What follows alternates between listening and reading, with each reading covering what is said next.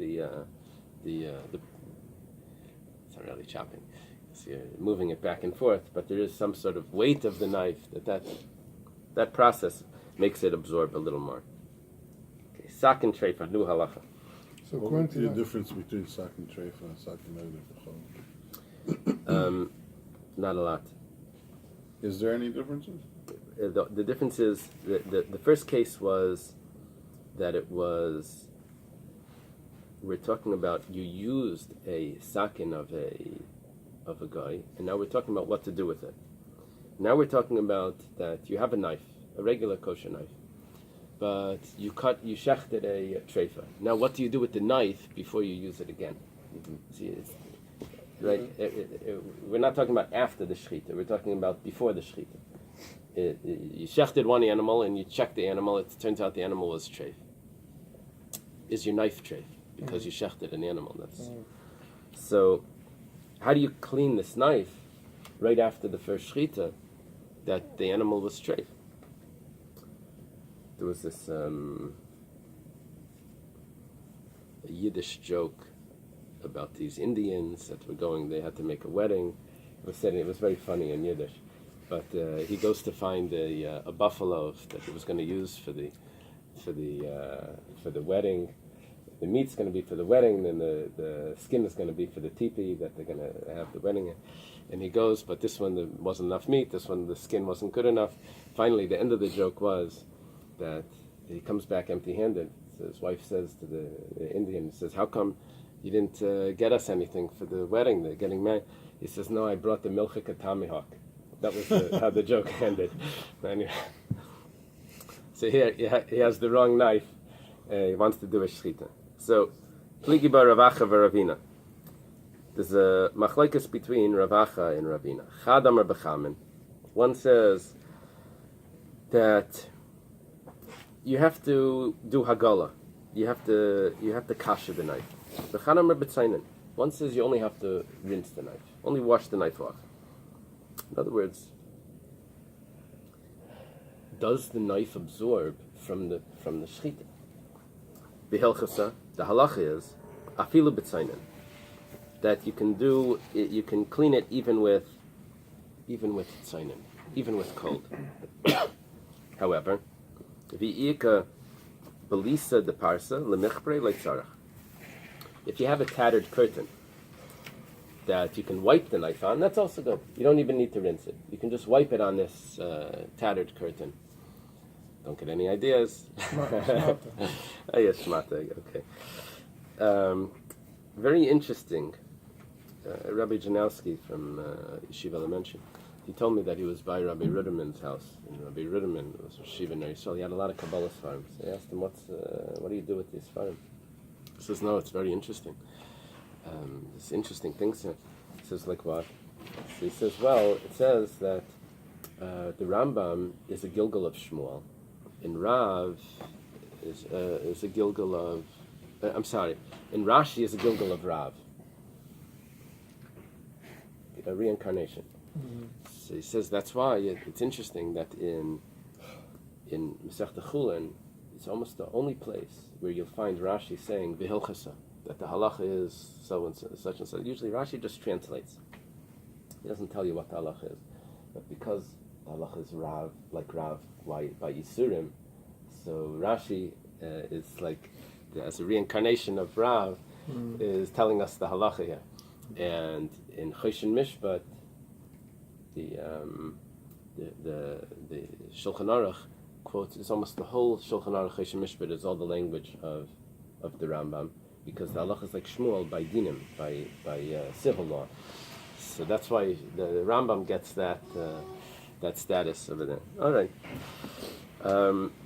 Rashi over here says that when it says v'hilchasa, that the knife could be cleaned with cold, Rashi says this is only talking about by the knife that you can clean it with cold. The other way, where we said if you use the treifa knife and you're using it to shech, then we won't say that all you have to do is rinse it. Over there you'll have to peel it. It's different. Why? He says the knife doesn't absorb as much, but the Bais HaShchita would absorb. So it depends which way it's going. From the animal into the knife, you only have to rinse it in cold. From the knife into the animal, that needs klipa. Okay. Ulamanda Amar Bechamin, according to the one that says that it needs heat, my time, what's the reason? Mishum de Kabbalah Yisura, because it absorbed Isser. The Gemara says, the Teiranami Bala, Ever Menachai. Why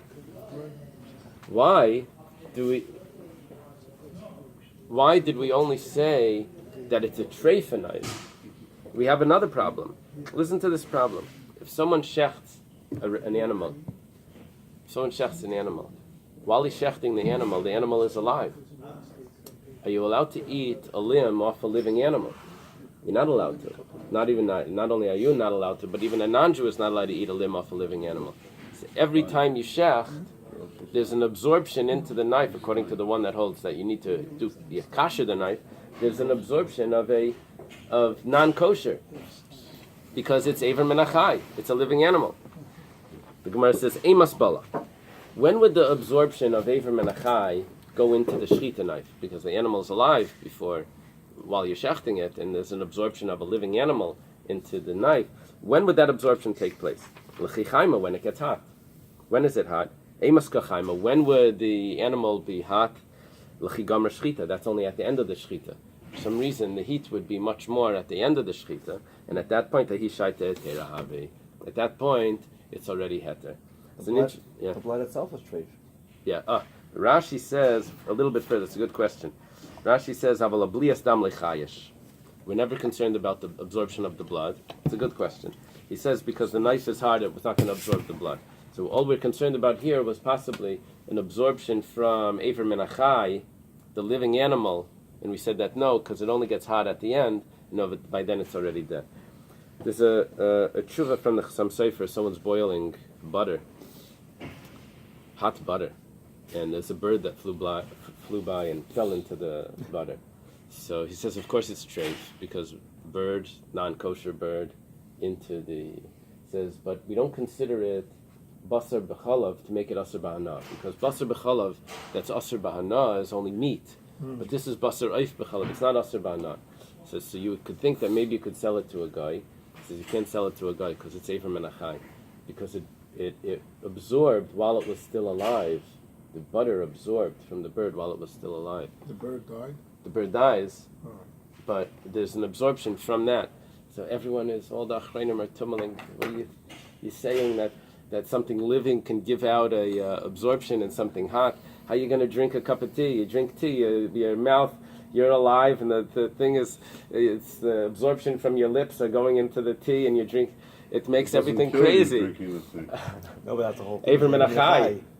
If you say that there's an Ever Menachai on something, the whole reason why we don't have this question is because we don't say that anything alive gives out a flavor. But according to the Chassam Sofer, everyone's going wild. All right. Amar Rav Yehuda, Amar Rav. Here you see the Gemara does say it does. The knife, the Ever Menachai transfers to the knife. So is this a raya? No, we said it doesn't transfer. It only gets transferred after it's dead. Right, because the heat doesn't come to while it's alive, there's nothing going on. It's all a fraction of a second. Yeah, but he's right. From the Gemara's question, it's clear. From the Gemara's question, it's technically possible for a live animal to transfer. Right. But that's probably where he gets it from this. He takes it from this. Rav Yehuda Marav. Rav Yehuda is a famous student of Rav. He says, "Hatabach tzarich shleisha sakinim." Every butcher needs 3 knives. Achas shechet ba. One flesh, one dairy, one tray. One power. You have to imagine the wooden thing for the knives. He needs three knives in there. One that he uses for shechita, which he's not allowed to use for anything else, because it'll make a blemish in it if you use it for anything else. One that you use to tray burn. And one to use to cut away the fats. The Gemara asks, why doesn't he just have one knife? First, if you shecht an animal, first you cut we're not talking about one for the shechita, that we know we have one. But we're talking about that you have one for the meat and one for the fats. Why do you need one for the meat and one for the fats? The fats are forbidden. So just first cut up the meat. Right. and then and then you'll cut the fats off. So, or you cut up the fats, whatever you do with the fats. And then what do? When you're done, you'll wash it off, and you'll use it again for the next time.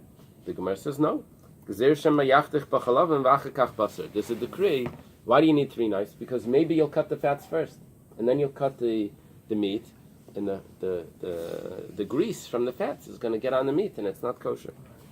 The Gemara says, "Hashtanami mechlafle."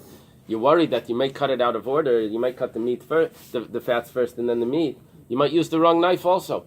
So why? He says no. Given that tzrichinu trei islay hakera, because we told him that he needs 2 knives, he can make 3. A siman. 3 knives. One of them was the shechita knife. The other 2, he can make a siman on it. This one's for the fats, and this one's for the meat. So he's going to recognize which one, and make a different color handle or whatever. When we get a steak and there's fat in it, that's not the same fats. Right. That's different fats. Hopefully. I always put that fat away. Can you sell the fat? It's house? Yeah. There's no problem with it. You can use it in candles. You can do it.